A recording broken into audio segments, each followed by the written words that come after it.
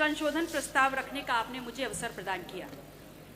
प्रयागराज महाकुंभ के इस पवित्र अवसर पर, इस पवित्र महायोजन के लिए विभिन्न स्रोतों से, विभिन्न रास्तों से सरकार को लगभग 7,500 करोड़ का निवेश प्राप्त हुआ। और इसलिए प्राप्त हुआ, इस सोच के साथ प्राप्त हुआ कि देश विदेश प्रदेश के हर कोने से आने वाले श्रद्धालुओं के लिए हर प्रकार की सुविधा और व्यवस्थाएं मुहैया कराई जा सके। लेकिन कहना गलत नहीं होगा कि सरकार को चलाने वाले लोग और उनके चंद मुट्ठी भर अभिन्न मित्रों के लिए ये महाआयोजन आर्थिक वरदान साबित हुआ है। इस कदर साबित हुआ है कि जिसने जितना हो सका, जिस रास्ते से हो सका, उस महायोजन में आने वाले उस आम श्रद्धालु को हर प्रकार से लूटने का काम किया है। मान्यवर, आज दिल्ली से अमेरिका जाना सस्ता हो गया है। और ध्यान रखिएगा, मैं डंकी रूट की बात नहीं कर रही। आज दिल्ली से अमेरिका जाना सस्ता हो गया है, लेकिन दिल्ली से प्रयागराज जाने की कीमतें आसमान छू रही हैं। 3 लाख करोड़ का आपको राजस्व मिला और उसके बाद भी आम आदमी सुविधाओं के लिए, व्यवस्थाओं के लिए हांफता, रगड़ता, रोता नजर आ रहा है। मान्यवर, सामाजिक और धार्मिक आयोजन में सरकार ने अपनी तरफ से व्यवस्था की गारंटी ली थी, तो आज सरकार को सामने आकर के इस बात को स्वीकारना होगा कि आप ठीक व्यवस्थाएं दे नहीं पाए। उस महाकुंभ में आई हुई संख्या को अपनी उपलब्धि ना बताएं, क्योंकि उस महाकुंभ में आई हुई जो संख्या है वो भारतीय समाज के धार्मिक चेतना का परिणाम है, वो आपकी उपलब्धि नहीं है। उसका श्रेय लेना बंद करिए, बल्कि प्रमुखता से सामने आकर के जो खामियां हुई हैं, जो अव्यवस्था हुई है, उसको स्वीकारिए और सबक लीजिए कि आगे ऐसा दोहराया ना जाए। मानवर, समता, समरसता के तथाकथित संदेश के साथ इस महाकुंभ का आयोजन सरकार ने किया और सरकार इतनी निरंकुश हो गई, सरकार का प्रशासनिक अमला इतना निरंकुश हो गया कि आपने तमाम नियमों को धता बताते हुए वीआईपी कल्चर खेलना शुरू कर दिया और इस कदर उसको आगे बढ़ा दिया कि वहां पर वर्गीय विभेद के कारण अव्यवस्था और वहां पर भगदड़ की भेंट चढ़ गया।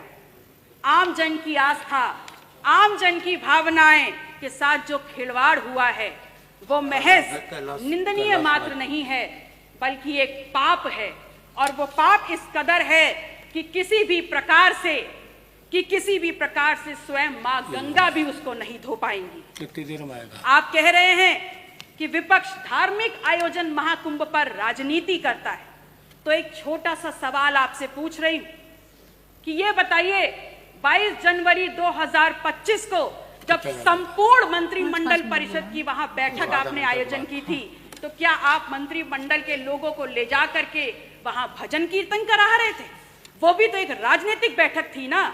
तो फिर राजनीति विपक्ष कैसे कर रहा है?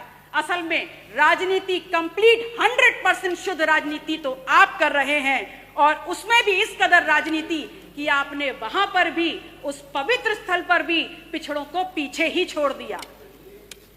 आपका नारा है सबका साथ, सबका विश्वास, सबका विकास।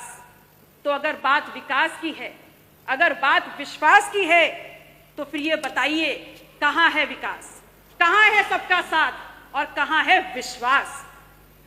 सच्चाई ये है कि तथाकथित सरपट दौड़ती विकास की इस ट्रेन को पकड़ने के चक्कर में बहुत सा सामान प्लेटफॉर्म पर पीछे छूट गया, और जो छूट गया उसमें है इस प्रदेश की आधी आबादी की सुरक्षा।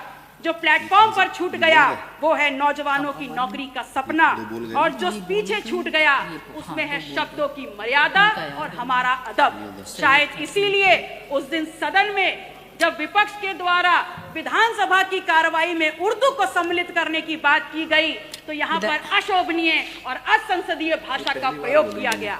तो एक सवाल सीधे सीधे माननीय अधिष्ठाता महोदय, आपके मार्फत आपका संरक्षण लेते हुए मैं नेता सदन से पूछती हूँ is Urdu an imported language? क्या उर्दू निर्यात करी हुई जुबान है? और या फिर क्या ऐसा है कि जब मुगल घोड़े से भारत में आए तो अपने पीछे उर्दू को बैठा करके लाए? विधायक जी, 5 मिनट हो गया। धन्यवाद। माननीय अध्यक्ष जी, 1 मिनट और। माननीय अध्यक्ष जी, मैं सिर्फ इतना कहना चाहती हूँ कि महामहिम राज्यपाल ने हालांकि थोड़ा ही भाषण पढ़ा, पर मैंने देखा हर छोर पर भारत प्रथम स्तर पर है। बड़ी प्रसन्नता हुई और अगले ही पल ये भी समझ में आ गया कि माननीय राज्यपाल महोदय की क्या गलती है। वो तो बहुत दूर से आई हैं। असल में उनको जो झूठा सच्चा लिख के दे दिया गया, उन्होंने पढ़ने का काम किया। अगर सच्चाई समझना चाहते हैं तो समझ लीजिए कि NCW के 2024 के आंकड़ों में उत्तर प्रदेश यदि फर्स्ट है तो महिला के ऊपर और अपराधों में फर्स्ट है। अगर फर्स्ट है तो बाल यौन शोषण के मामलों में फर्स्ट है।